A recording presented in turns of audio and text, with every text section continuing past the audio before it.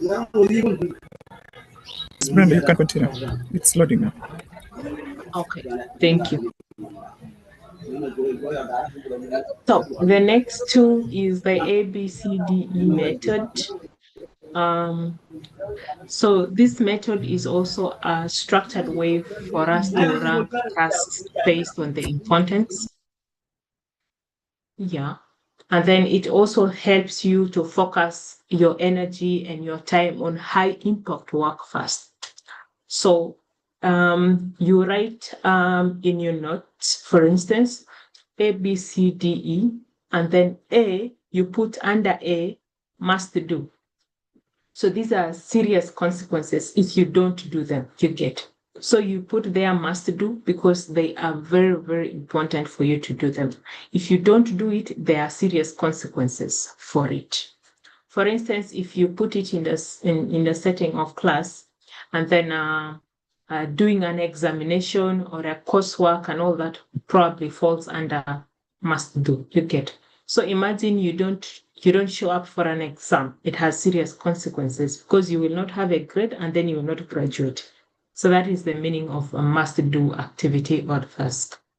And then on B should be should do, right? You add under B important but less urgent tasks. These are things that you will do at a later stage. You get. They're very important, but you'll do them. You get. And then C are things that are nice to do. You get. Nice to do means they don't have real consequences if you don't do them, you get. But if you do them, somehow they're able to contribute to you achieving your goal. For instance, in the same school setting, let's say attending a group discussion, you get. If you set up maybe in your class, if you set up a class discussion or a group discussion, that's nice to have, right? Or nice to do. Yeah. If you attend those class discussions, they're good. But there are no penalties attached to it. Even if you don't attend it, like nothing will happen, right? But if you attend it, you will probably learn a number of things from other people that you might not have learned. You get, and then it helps you to achieve your goal. For instance, to be able to pass exam, learn things that you've not learned before, and all of those. So those are nice to have, nice to do. So you add them also under C. And then in D, these are things that you can delegate someone else to do it for you. So there are things in your life that you don't necessarily have to do, you get. So you can delegate these kind of activities for someone else to do because because they are not contributing directly to you achieving your goal, you get. So you can delegate it out. And then E are the distractions. They have no complete value to you achieving that particular goal. So you should work on eliminating them from your time. Because, like we said, we all have the 24 hours. But at the end of the day, each one of us produces a different result within these 24 hours. So why this works is that it creates a clear order of execution. Already you can see the flow from A to E, that what is important is up there, what is urgent is up there, you get, and it flows logically, you get. So that kind of order is already creating for you what you're supposed to be working on first. And then it also automatically prevents you spending time on low value tasks, you get. So that is the ABCDE method. And then we also have the goal alignment check. So this is basically like a simple test that will decide whether a task deserves your time or not, you get. And it ensures that your daily actions support your long-term goal. How this works is like so. So for every task, you have to ask yourself, does this support my current goal? Does this move me closer to where I want to be? Yeah. These are the questions you're supposed to ask yourself. And this you do for every task that you are going to engage in on daily basis. Yeah. Tasks that align with the goals get a priority. So if you're able to identify those that align directly to your goal, you give those priority and you do them and get done with them. And then the ones that do not align, you can keep them for later. You can give it to other people to do for you, or you basically eliminate them, right? And why this is important also is because it helps in preventing distraction. It encourages intentional decision making because now you're able to focus your time and your energy onto what is important that can directly support you achieving your current goal. It also keeps focus on long-term growth because of the alignment. Uh-huh. And then another tool for us to use is the time impact analysis. Something else before I go further to mention is that these are numerous tools, yeah? And it is up to you to pick which is the simplest for me to use, for me to adapt, like in my everyday life. You don't need to use all of these things, right? We looked at, I don't know how many tools those are. Those are about 8 you get, right? So you don't need to like use all 8 because they serve the same purpose, yeah? You simply have to pick those that you feel are easy for you to implement every day, and then you just do that. So the time impact analysis is also a method for you to choose tasks that give the highest results in the least amount of time possible, right? So what this means is that within the list of the tasks you're supposed to do, you are able to pick out those tasks that have great impact or a higher results, but you are able to achieve them in the least amount of time. Like you do not need to spend a lot of time doing them. You need to spend a little time doing them, but you get the best result out of them. Why? Because it helps you maximize your productivity you get. Because we are talking about you producing results within 24 hours. So imagine you spend 10 hours producing one report you get, and then somebody else spent the same 10 hours, but they are able to produce a report, they're able to produce extra with design and everything at the same time or in a lesser time compared to yours you get. So you should be able to analyze the impact of your tasks and the time it takes for you to complete those tasks.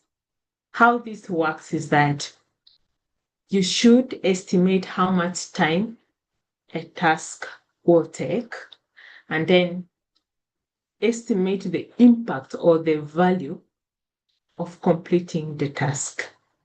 Now, once you do that, then you can go ahead and now prioritize the ones that have high impact and low time requirements so that at the end of the 24 hours, you have a greater result and not just one result that took the whole day to produce, right? Then you can proceed to delay or limit tasks with low impact and high time costs. Tasks that you may not be able to see tangible results at the end of 24 hours, but they require you to do it in the whole 24 hours regard. So this is important because it prevents wasting time on low return activities because the intention for us is the result. What is the result in 24 hours? What have you produced, right? It also helps to improve efficiency and decision making and also helps you to do more by doing less. I don't know if you understand that. It helps you to do more by doing less. To do more means you have more results, and by doing less means you spend less time in this activity, but it has a bigger results, right? So that is why it is important. And then prioritize to-do list. I think this is the one that most people use, where you basically have a list of to-do lists here, and then you are able to prioritize based on that. Again, what's important to note is that most of us use the to-do list in a wrong way. We simply have a list of things that we're supposed to do in a typical day. When you go to school, to work, whichever activity that you're involved in a typical day, you have random things written down, and then you simply go and then you tick, I've done this one, I've done that one, without any sense of prioritization you get. What you need to do to be able to ensure that your to-do list work is that for every task, before you even list them there, ask yourself whether or not it is contributing directly to your goal. And if it doesn't, then it does not become a priority you get. So you should be able to use this to-do list in collaboration with other tools. That way it becomes more effective, right? Because if you don't prioritize your to-do list, you will find yourself ticking. Yeah, of course you will do them. You will just be ticking, but you will be ticking simple tasks, easy things, and things that do not directly help you to achieve your goal, you get. And that is what we're trying to avoid. So learn today and ensure that if you're somebody who likes the to-do list, ensure that you are using a prioritized to-do list, not a list of things that you simply check out.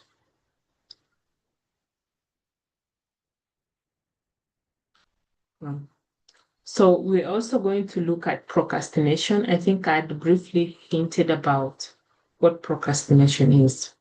And I mentioned before that procrastination is the habit of delaying things, right? And delaying actually important things, right? It's not, it's not, it's not the same as laziness, again. Yeah, it's not laziness. Because when you're lazy, you are basically too lazy to do anything, right? But procrastination is where you are intentionally saying, I'm not going to do this thing now, I will do it later. You get. And most of the times it's driven by fear, or when you feel overwhelmed, or when you're a perfectionist, like you want this thing to be 100%, you're not satisfied with whatever it is that is coming out of it. You get. Now, when you procrastinate, it increases your level of stress and reduces performance. How? Because it keeps you agitated. The thing you're supposed to finish and be done with, you have not done it. You've kept it somewhere. So your mind is constantly reminding you that the other thing is still pending. So it increases your level of stress. And the more you don't do it, it reduces your performance.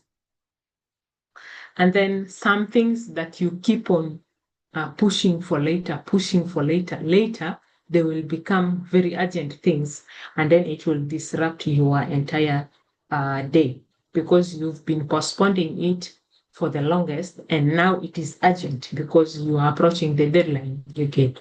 So it becomes an urgent task. And then it can also create a circle of guilt and pressure, just like we've mentioned, because you are constantly saying, I'll get back to it later, I'll come back to it later, and all of those. So that is the meaning of procrastination. And common triggers for so many people for procrastination are fear of failure. Some people don't want to try because they feel like, what if I fail at it? You get. So they keep postponing the action. And fear of not doing it perfectly. You feel, what if you do it and it's not good enough? Yeah. So you'll rather keep saying, I'll do it later, I'll come back to it later, and all that. And then large or unclear tasks. Sometimes people procrastinate because they are not clear on what they're supposed to do. So that is also another trigger. And then lack of motivation. So if you don't have the motivation to do something, you will constantly find yourself procrastinating because, yeah, you feel, okay, what's the reason? Why do I need to do this? You don't have the why behind this. So you constantly have the need to put it off because the why doesn't resonate. So if you are not able to clearly define a why behind the action, it will immediately trigger some element of procrastination for you. How you can beat procrastination. Firstly, ensure that where there are large tasks, you are able to break them down into small and manageable steps. You don't need to approach the task in wholesome. You can break it down. And then you start with the easiest part of the task so that it's able to spark some level of motivation for you. And then set sort timeline for you to achieve some of this. Remove all form of distractions before you start because we say there are a number of things that could distract us. So before you start doing these tasks, ensure that you've removed all form of distraction. And then focus on progress, focus on how far you've come and not the perfection, not the perfect results that you want to see. Focus on the steps that you've already taken. If there are 10 things for you to accomplish, focus on the fact that you've done already 2 and you have only 8 left, right? Not the perfection in terms of ensuring that things are perfectly done. And then create deadlines and then hold yourself accountable. I know that is very hard for so many people, self accountability, but it's very important if you are somebody who procrastinates a lot. It's very good for you to hold yourself accountable. If you say you're supposed to complete this thing by Tuesday by 10, ensure that by Tuesday by 10 you're done. Don't go ahead and start creating other things. And hold yourself accountable by ensuring that as early as today, you are already working towards Tuesday 10 because you don't want to reach Tuesday 10 and then you've not done anything. You get. So hold yourself accountable.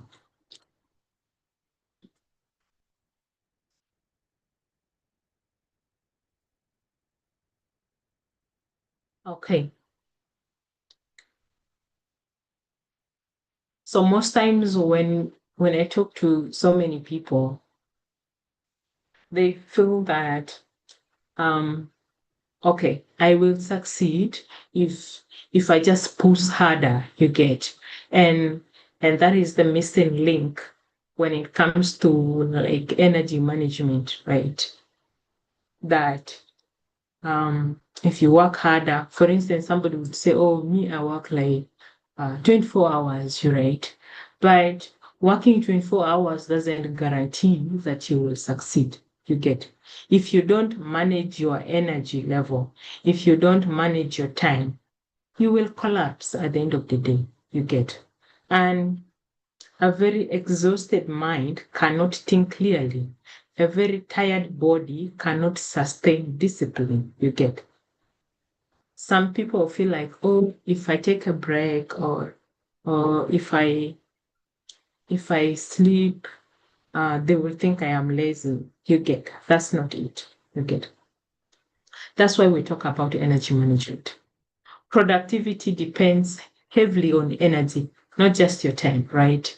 And you realize that even for different people, even if they're given the same task to accomplish, you will see somebody who has a lot of energy to do this, right?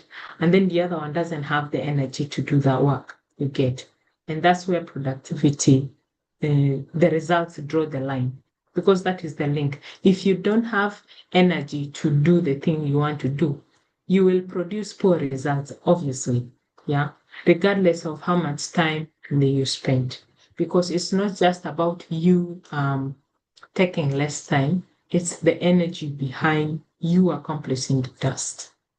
So low energy naturally leads to poor focus, poor results. You get, and high energy is the complete opposite. So managing your energy very well is able to improve your level of efficiency and performance. Activities like rest, sleep, taking a break are very key for productivity. They should not be seen as laziness.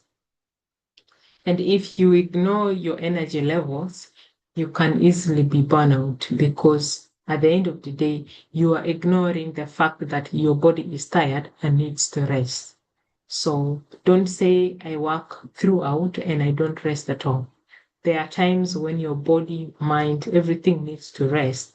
And that's why you should be able to ensure that you've slept very well, you've eaten very well, your environment is good, mental health is okay, your stress levels are low at all times. That way, you are able to maintain a very high energy level for you to do all the activities or the tasks that you want to do that can contribute towards you achieving your goals. Now, there is what we call the 8 plus 8 plus 8 rule. And this is basically a tool that so many people use for structuring their day. And I've personally used it for a while, and it's a very good tool. So it's a framework for how you will organize your day with intentions you get. So it helps you to balance productivity, health, and personal growth. And then it also encourages sustainable performance and not exhaustion. So here's the breakdown of how the 8 plus 8 plus 8 rule works. So the first 8 hours, work and productivity. So you are in employment, you are in class, studies, job search, skill development, anything at all. So you spend about 8 hours on active work and productivity, right? And then another 8 hours you spend on rest and recovery, where you are sleeping, taking a physical rest, mental recovery, and all of those. So you structure those activities in another 8 hours, and then another 8 hours for personal life and growth activities, where there's spending time with family, there's exercise, there's learning, there's reflection, there's hobbies, and all that. So that's how you break down your 24 hours. So the 8 hours for work and productivity, 8 hours for you to rest off, 8 hours for personal things, life and growth. You get. So this framework is very important because it helps you protect, block your time already automatically. You're able to know within which time you're supposed to do what, right? And then it creates a structure without being so rigid around it.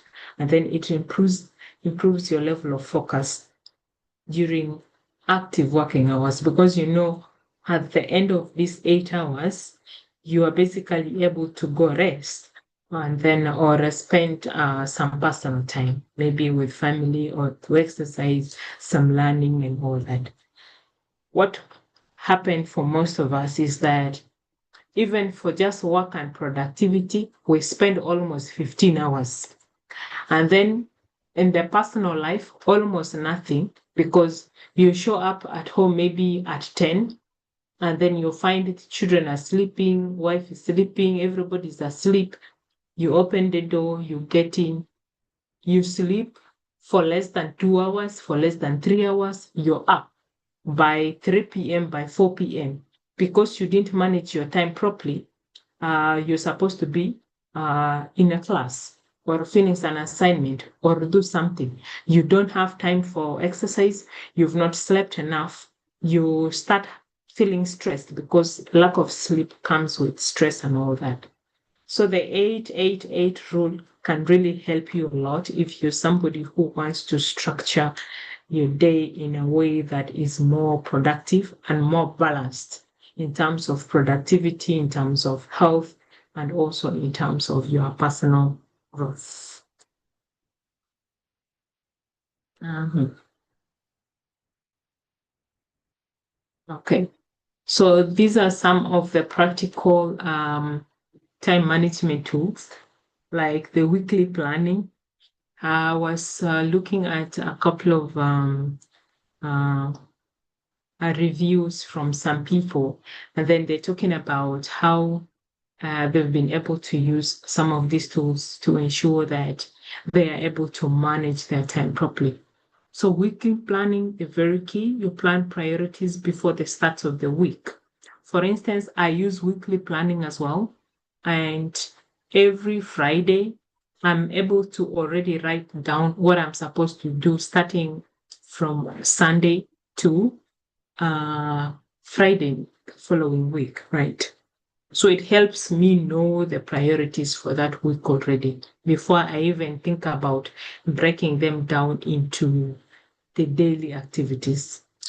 Then after your weekly planning, you can go ahead and do daily planning. For us who are not good at planning weekly, you can plan daily, which is exhausting, but yes, it works.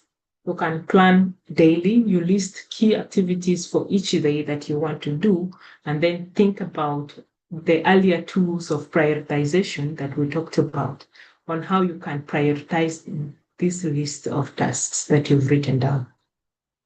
And then you can also use time blocking. Time blocking is a tool that you use to assign time or time to specific tasks you get.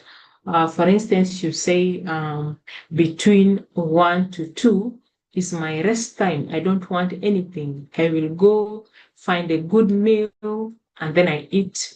I will not answer calls. I'll not look at WhatsApp or social media or whatever.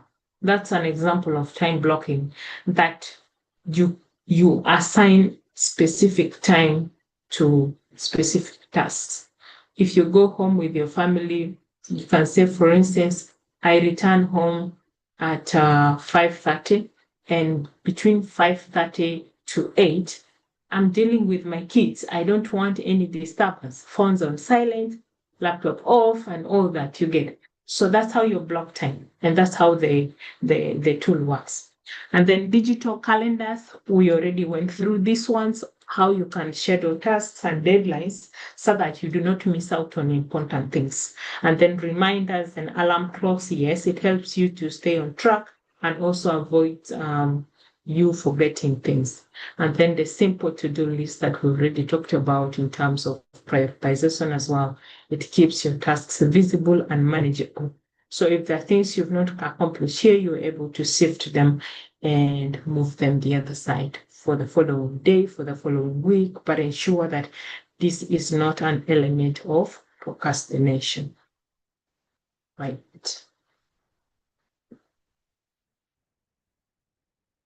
Mhm. So I had already explained these time management tools and a couple of notes here on how you can do that uh, properly. So I'm not going to go over so many of these so that we have a lot of time for other things. Yes, distraction management. So I have here only the time blocking. The rest are a bit straightforward. Time blocking is explained, so you can look at that from the notes next. Right. So how do we manage distractions, right? Now, one of our biggest issues when it comes to producing results is the distractions that we have, right? And we did say that a lot of this distraction, the mobile phones, the social media, unplanned activities or calls from family or anything that happens that we do not plan for. A lot of notifications for unnecessary things, right? And then trying to do so many things at the same time. All of these are distractions. First of all, for you to be able to effectively manage this distraction, you should be able to identify your own distraction. What is it that you actually spend your 24 hours on? You will realize in 24 hours, you might have spent your time productively, maybe only just about 4 hours of your time, right? And the rest of the hours, you've been basically very unproductive. Maybe you've been surfing social media for the last 6 hours. Maybe you went somewhere to take some booze or something. You get. So you should be able to identify clearly what are your distractions in your typical day. And then once you are clear on what is distracting you, then you can be able to know how to manage them. Now, some of these unnecessary notifications, alerts, you should be able to take them out. And then when you're trying to do so many things at the same time, you'll never see results because you touch this without finishing, you go to the other without finishing. So what's important is for you to work on one item, finish it, completely put it aside, and then start working on something else, right? And then you should provide specific times for you to check on your phone. For instance, you can just define that for me to be on social media, I must be on social media after work, after school, like specific times, right? Not randomly, not all the time you get. And then be able to create a more focused environment. So if you're in school and there are a lot of distraction, noise, music, friends, phones, everything, a lot of unplanned activities, create a place where you can focus, right? After class, you can go to a library where you're able to sit and study, so that you are not distracted by everything that is going on in your environment. So those are some of the ways for you to manage, but these are very generic. What you have to do at a personal level is for you to be able to define your distractions. What are these things that are distracting me? Once you do that, you can be able to effectively manage them. Now, some of the habits that you should maintain for you to be able to have a high productivity daily. Plan tomorrow at the end of today. Don't wake up when you are not sure about what you want to do. That's the meaning. Like, for instance, tomorrow is Monday. Whatever you want to do tomorrow, plan for it today before the end of Sunday. Already be clear on the things you want to do tomorrow. And then on a typical day, start your day with the most important tasks and ensure that you're able to finish them. In a typical day, take short breaks in between to rest and refocus and rechannel or repurpose your energy so that you are not burned out, right? Even in a formal employment, there are breaks. There's tea break, there's lunch break, evening break, and all that. So you should be able to take short breaks in between so that you're able to re-energize yourself. And then review what has been completed. So if you have like a whole to-do list, you go back there and review at the end of the day, what have I done? And then what have I not done? Why didn't I do it? And then how can I do better tomorrow? So that when you're now planning for tomorrow, you are basically able to say, based on these things that I've not been able to complete today, these are the priorities I must put for tomorrow and ensure that I finish. You get. So those are some of the things that you can do, or daily habits that you can start practicing for yourself to ensure that you're able to increase your level of productivity. And then on a weekly basis, you can review progresses. You can weekly, if you're a weekly planner, you can review progress weekly and some challenges or things that hindered you from achieving your weekly plan. You can adjust your priorities and plans weekly if you're a weekly planner because you are planning for the whole week. So some things may change, some priorities may change. So you should be able to adjust your priorities along the way.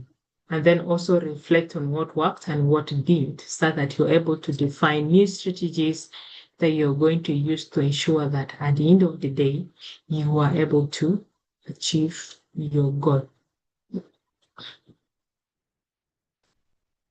Now, there are a number of people who have these mistakes, right? Confusing being busy with being productive. So most of the time when I walk around the office where I work and see people being very busy, sometimes I sit and I can just walk to your desk and tell you, what have you achieved today? And honestly, they are not able to tell one thing they've achieved, you get. But since morning, this person has been seated there, very busy, maybe on the computer or on a file or on something, you get. But they're not being productive, you get. I can have my computer open like this in the workplace, but I'm onto something. Maybe I'm watching a movie, listening to music or something. I'm not being productive, but you can see that I'm busy, right? So most of us are not productive because, yeah, we confuse being busy with being productive. So at the end of the day, we don't see results because, yeah, we pretend to be busy and rather than being productive. And then another mistake is overloading your daily to-do list. So go back to the prioritization tools and think about how you can effectively generate a to-do list that works for you. Don't write 100 things on your to-do list and you're very sure these things you will never achieve them at the end of this day. So write realistic things that at the end of the day you are able to achieve. And then ignoring rest and recovery. Most of us feel when we are going to rest, we are wasting time, right? Depends on how you take that rest. If you take a 10 minutes rest to walk around and just come back, that's very productive, right? And it also helps you to minimize errors or mistakes on the kind of work that you do. Sometimes the brain can be really, really tired, and rest is very, very important. Another mistake is multitasking instead of focusing. So most people talk about being multitask, you get. But in actual sense, you cannot finish two things at the same time. It requires some form of prioritization. Even where you are able to multitask, you still need prioritization. So if you are able to touch a lot of things at the same time, none of it will produce result. So it's important for you to basically focus on one thing, produce a result, and then move on to the next task, rather than touching 100 things. And then at the end of the day, you've not produced one result. And then poor planning or no planning at all. You wake up every day without any plans, without any focus, and just start the day just like that. The moment you reach the workplace, you hear your supervisor telling you, okay, finish this file, you finish it. Another person from finance come, oh, review this and sign here, do that, you do that. You are basically working and completing other people's to-do list. You get these things were in their to-do list. They had already planned for it, but the moment you arrive the office, they will give you to do this, they will tell you to do that, to do that. But ask yourself whether it was part of your plan. If you don't have a plan, if you don't plan yourself, if you don't plan your life, other people will plan it for you. And that means you will not see anything good coming out of your life, because you will basically be contributing to other people achieving their own goals. And then waiting for motivation before starting. Some of us feel we need a reason to do things, right? Which is very dangerous. And if you're somebody who already knows like what you want to achieve. You don't need somebody to provide you a motivation. You don't need an external motivation. Let me use that. So we normally have the internal, which is intrinsic sort of motivation, the one that comes from within you, the one that is inside of you telling you, get up. It is not time for sleeping. Please get up. Go do this assignment. Please get up. It is 2 o'clock. Join into the Build Your Best Self session and attend. It is intrinsic, right? But some of us like to wait for external motivators. For someone to send a message and say, hey guys, can you please come and join? You know, today is very important. Today you're going to get this. Today you're going to learn. You're going to learn. That is waiting for an external motivator. Meaning, if he doesn't tell you to join or explain why today's session is important, you'll probably not join it because you'll be like, okay, why would I join? You lack a sense of internal motivation. And if you are that, it is very dangerous for you because at the end of the day, you will not be able to see productivity. Meaning, if something or someone doesn't motivate you, you will not do anything. You will be comfortable where you are at. And then lastly is saying yes to everything. Please learn to say no. I've been a victim of saying yes myself, and I've gone through a lot of practice to be in a position now where I feel like, oh yeah, no, I can't do that. You get with a lot of confidence, right? So if you're just like me in the past who have a difficult time saying no to things, saying no to people, then you are in serious productivity mess because at the end of the day, you will not be able to achieve what you're supposed to achieve, right? So learn to say no and just focus on your to-do list and things that are important that can help you to achieve your goals. Some of the common myths, most of us might have heard this somewhere. I work best under pressure. Like pressure increases stress. There is no quality that comes with the pressure. So nobody should be telling you that, oh, I work best under pressure.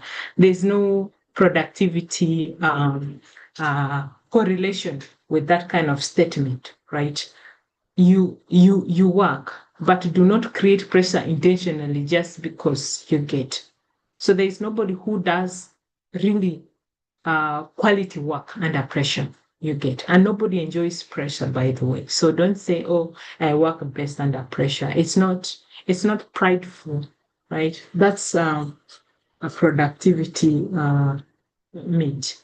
Another one is, I need motivation to start. We've talked about issues of motivation, and then other people think multitasking saves time. It doesn't. It reduces focus and accuracy. You cannot do so many things at the same time. It's not possible. You simply have to focus and prioritize what is important. Rest is wasted time. Please know rest improves performance and clarity. It's very important for you to rest. How you rest, how long you rest, that's what is important. But resting is very, very important. Busy people are productive? No. The results matter more than activity. You can be very busy, but you are not productive. You are busy with a lot of activities, no results at the end of the day. So no, busy people are not always productive. Yep. Right. So here are the key takeaways from today. Always keep this in mind. Time is fixed. Priorities are flexible. You cannot adjust time. It will always remain the same 24 hours for all of us, right? But you can adjust your priorities within the 24 hours to ensure that you are able to show results or make great steps towards you achieving your goal. Number 2, productivity is intentional, not accidental. If you want to be productive to achieve something, it is you who decides it, not somebody doing something, not an accident happening, and then you simply have results for something. You work for it, and that's how intentional it is. And that's how we are able to see results. Goals should guide how time is spent. We've talked about this, that allocate your time based on your goal, right? Define key activities that you want to do every day that will help push you towards achieving your goal. Prioritization creates clarity and focus. If you're not able to prioritize your activities, you will not be able to see results because you will be looking at a lot of things and you can't focus. And you will not be sure on where and how you're supposed to do what. So use the prioritization tools and create some form of clarity every day in terms of what you're supposed to do when you're supposed to do them. Rest and energy are productivity too, yes.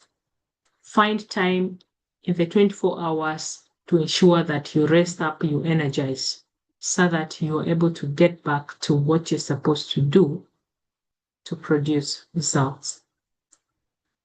Always ensure that small, consistent actions create big results for you. And that's why we talked about ensuring that whatever it is that you do, whatever actions that you're taking within the 24 hours, these are actions that you will do repeatedly, right? Repeatedly, consistently, right? However small they may be, but you do them consistently, it will be able to create the results that you want or drive you towards achieving the goal that you want to achieve.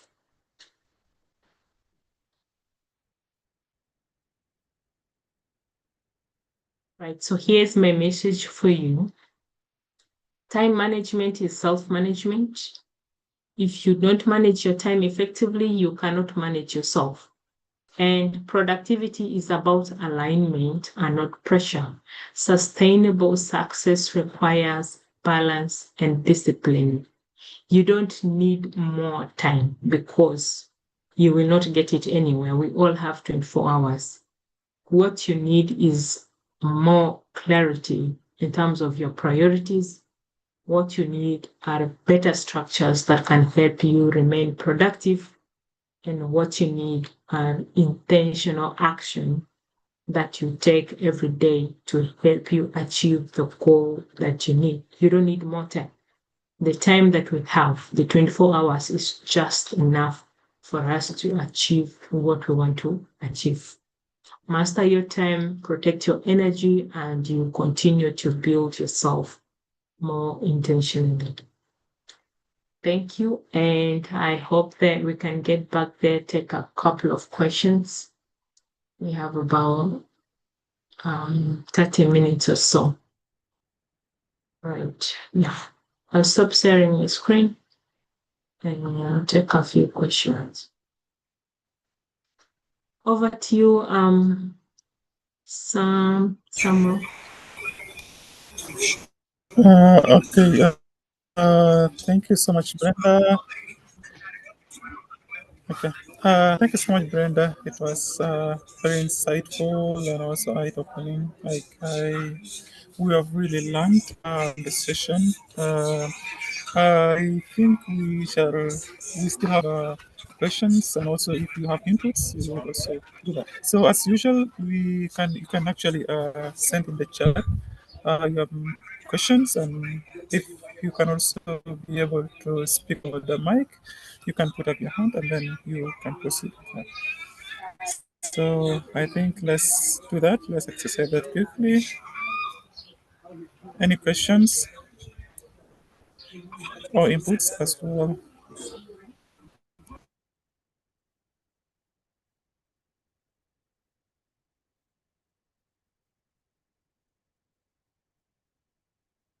Hey, let's have some questions. If you don't have questions, just tell me if this was very helpful, if you've learned something, if if all the details of the presentations were helpful for you, added any value or anything. It doesn't necessarily have to be a question, comments. What is it that you would like to have added here in terms of tools and all that? John,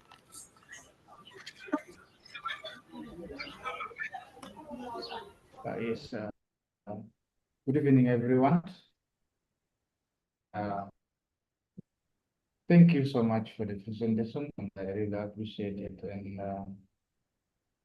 I really learned a lot.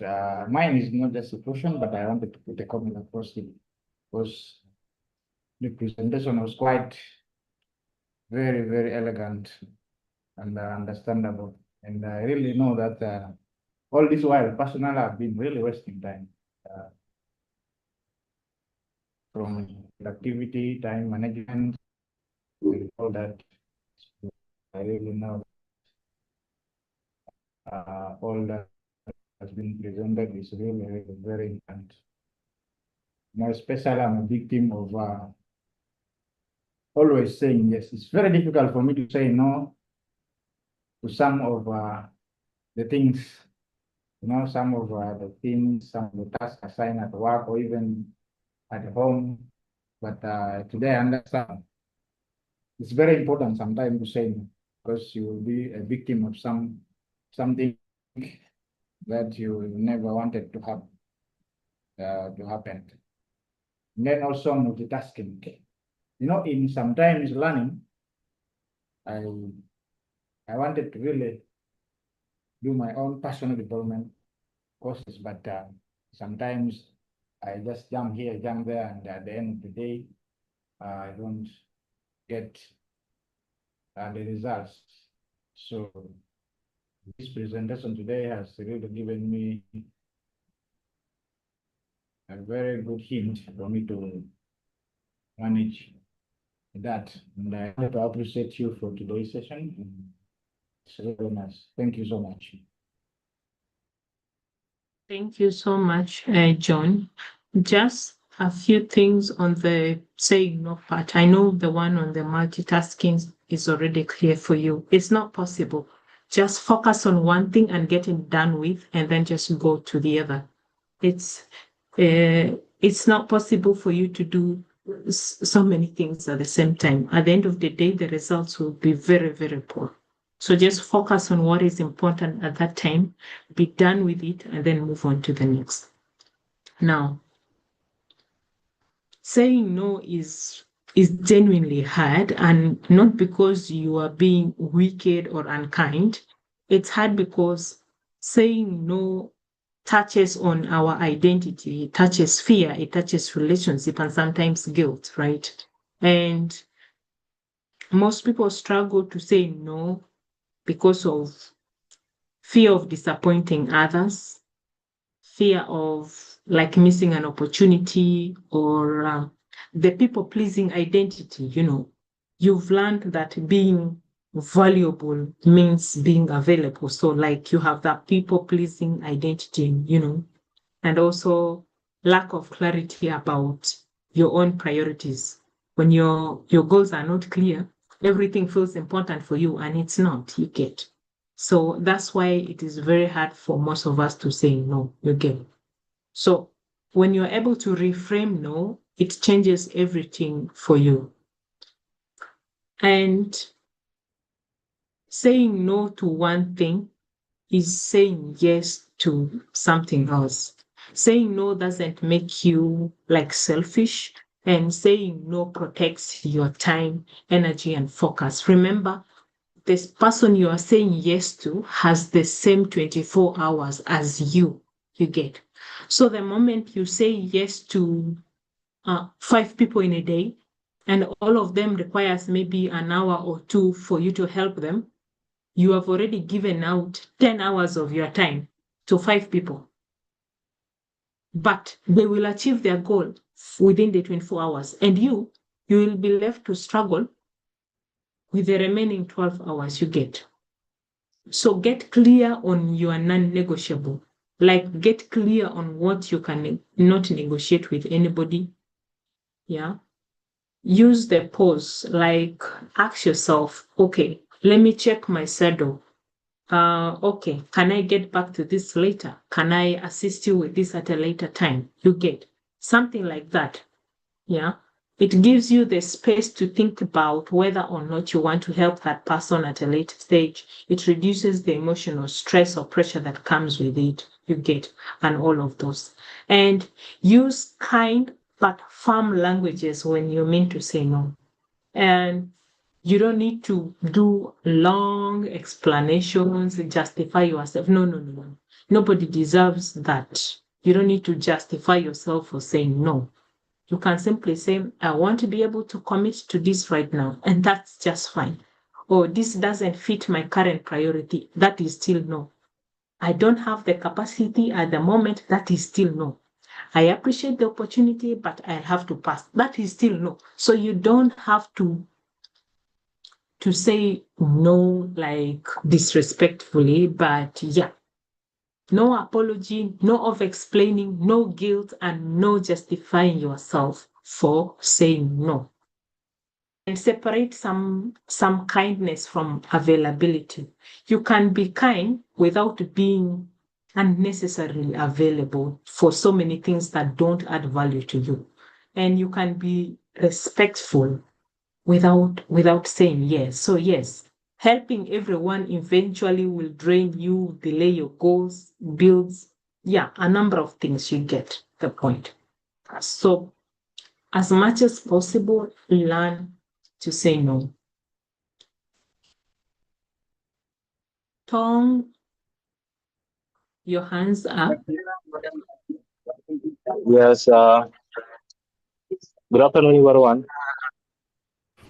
Yeah, I Afternoon. really appreciate this session of today.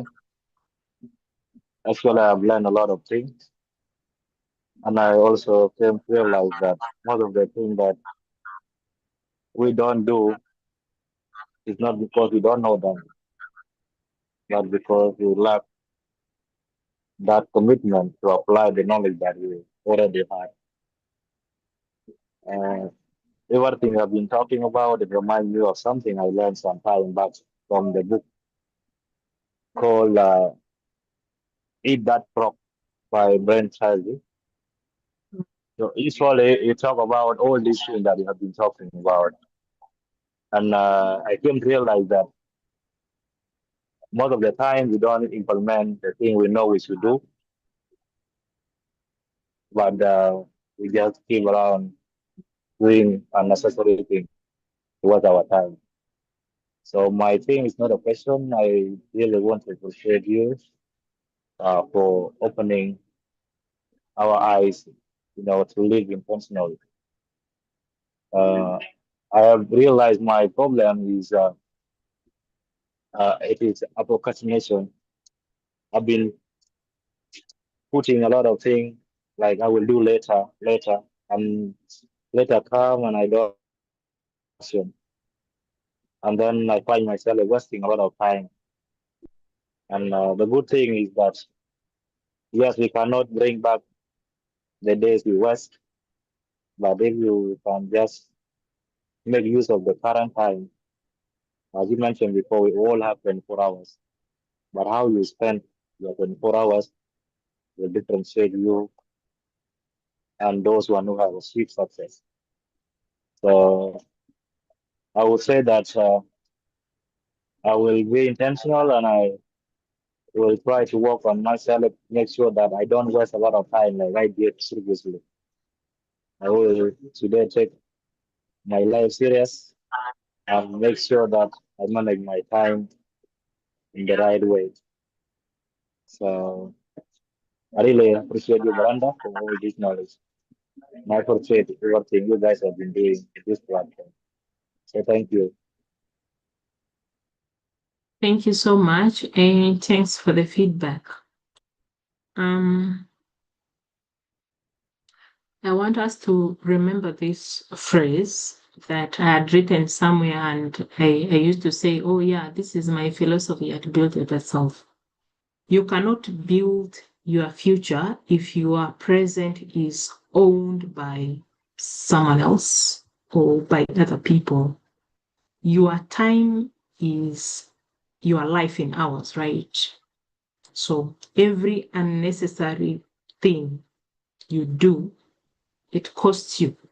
You pay it with your energy, with your focus, with your with your progress and your future goals. You are making sacrifices. You may not see it now, but in future, you will know that you've been paying the cost for letting other people control your life. Now, for most people, procrastination is real, and for you to easily be able to manage procrastination, start with small things, right?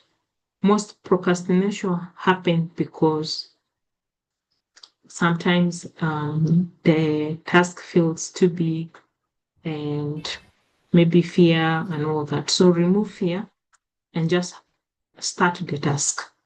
Don't aim to finish when you're starting. Just aim to start. Like, let me just start this thing. Let me see what's going to happen. Okay.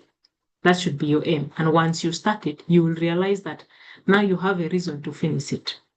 So don't aim to finish, just aim to start. Instead of write the report, open the document and just start writing the sentences there. Okay. It works. And whenever things feel overwhelming, just try to break them down into pieces, into parts, and complete this, move on to the next and all that. And find a motivation. And this motivation that you're having must come from within. Don't look for external things, people to motivate you. Find your motivation within you. If your motivation is internal, you will go very far because you are not attributing things to external factors. But you have a reason to do this. You want to see yourself succeed. Maybe you are the only breadwinner in your family. You want to ensure that you are able to provide for your family. That should be your motivation. That you wake up every day without an alarm. You avoid all sorts of distraction because you know what you want. Your goals are clear. You remind yourself of what is important and you drive yourself every day to achieve that. It's not because it's going to be a smooth journey. It's going to be tough. It's going to be rough. But whatever happens, you are sure that this is the way you have to go.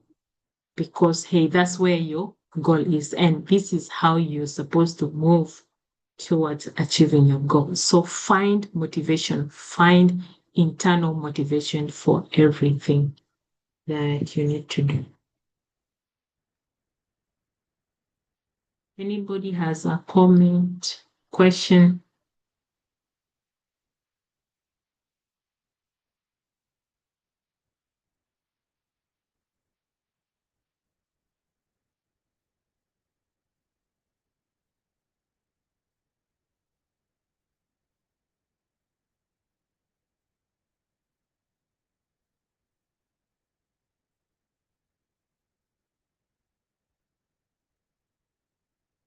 As we think about whether or not we want to share, let me just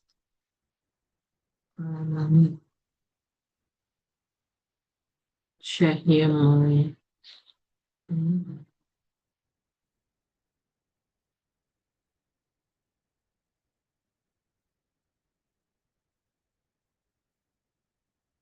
Yeah. So let's go over this.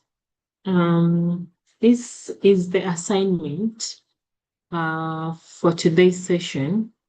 So we are going to do a personal time audit. We are going to do a personal time audit. I know most of us, if not all of us, have not done this before. Yes, we're going to do this as our assignment. And then you will be doing that for the rest of the days going forward. So reflect on a typical weekday and describe how you spend your time. So go to your calendar and use this week. Describe how you spent your time. you can use this table. The way this table is appearing on this, to be able to see. Yes. The way it is appearing here is how you would copy this table or recreate this table in Word document or in Google Sheet somewhere, where you have 1, 2, 3 columns, and then you have these rows. What are your main activities in the morning? And then define this. Is it work related? Is it rest? Is it personal? Remember, go back to the other category where you are able to see the 888 rule. You should be able to know whether something is work, something is rest, or something is personal. So describe what you do in the mornings, in the afternoon, in the evening, in the night. Please leave unnecessary details. So just do morning, afternoon, evening, and night. Do them. And then just tell yourself, as you're telling yourself, you are answering this question. Between all of these things that you've listed here, which takes most of your time, you will find it here. Like here, work, rest, personal, work. Then you will know that maybe in the morning you are working, afternoon you are working, evening you are working, night you are working. So meaning, what takes most of your time is basically work. You will write here work. Which category is most neglected? You will see.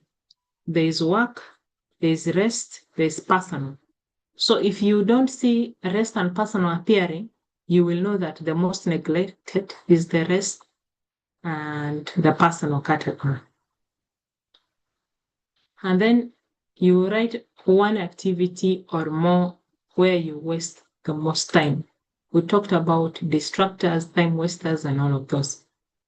What activities waste a lot of your time? You can write them there.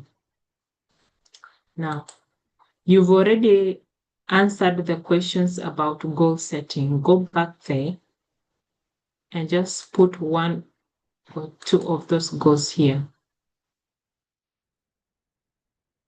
And then talk about, in your typical day, which of these activities are aligned with your goals, if any, because you will realize that for some of us, maybe we want to earn maybe $100,000 by end of 2026. But everything we do on a daily basis does not even help us to earn $100,000 at the end of 2026. So if you're able to identify these activities, then you can start working towards your goal. The intention is for you to know how to prioritize. And then tell me, what is your challenge? What change do you need to make to improve? Because that's where your challenge would be. Because if you have a lot of activities that don't help you to achieve your goal, then you need to change. Then you tell me what you're going to change. It is not a very difficult exercise, but it's a personal exercise. So if you have any questions on the exercise, you can still ask me now. We are doing a personal time audit to describe how we spent our time. Yes, So you Miranda, can I didn't just understand the last part. The goal oh, alignment activities that do not. So may you shed more light on that? so we said in a typical day, for instance, there are things that you do that support you achieving your goal. But there are those activities that you do not support you achieving your goals. Not so. So what you have to do is, for these 2 goals, you just write here, what are you doing right now that is helping you achieve this goal? And what are you doing right now that is not helping you achieve this goal? So, based on this, you should be able to know whether your daily activities are aligned with your goals or not. If this part on activities that do not contribute towards achieving your goals are more than this one, you will know that you are not aligned with your goals. Meaning, in 24 hours, you spend a lot of time here doing activities that does not directly contribute towards you achieving your goal. You spend a lot of time here. So meaning your daily activities are not aligned with your goals. So you have to change. And then you tell me how you intend to change. Is that clearer? Yes, it is clear. Thank you. Okay.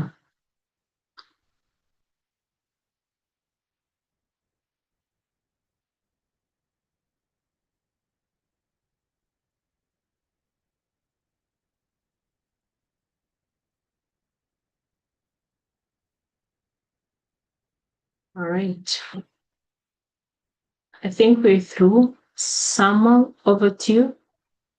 And you can close off the session. I will upload the materials and the team should be able to see it. Okay. All right. That brings us to the end of our session. I really thank you guys for having all this time for the session and also for your interaction, uh, also for your inputs that you have added to this session. So I think we are going to end our session. And before we close the session, I would love to remind all of us, we have we have two sessions left. So let's really work harder to finish our assignment that we are still having done. So I really encourage each one of you to really be active. So, and if there's anything that you really need to know, don't always hesitate to reach out to us. Often for those who reach out, they got help. So I encourage all of us to really have time, since we have learned a lot today on how we should really do with our what to do and so it's really helpful, and I think we have learned from this session. And I really wish to see impact, towards the session as we have learned from this. So thanks again, and don't forget to leave the call. I mean, to fill out the attendance before for you to leave the call. I studied in the group. I have done that because the people will also watch live on YouTube. So that's why I normally also post it in the WhatsApp group. But I also delete it after a few minutes. So feel free to leave the call if you've already filled out. Thank you. See you next week.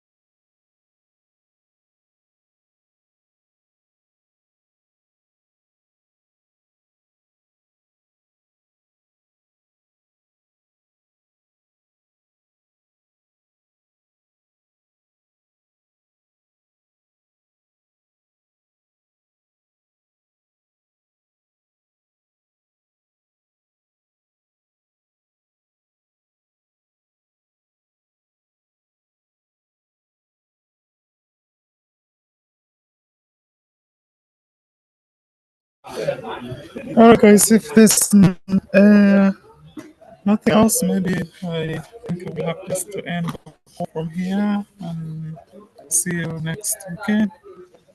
Bye.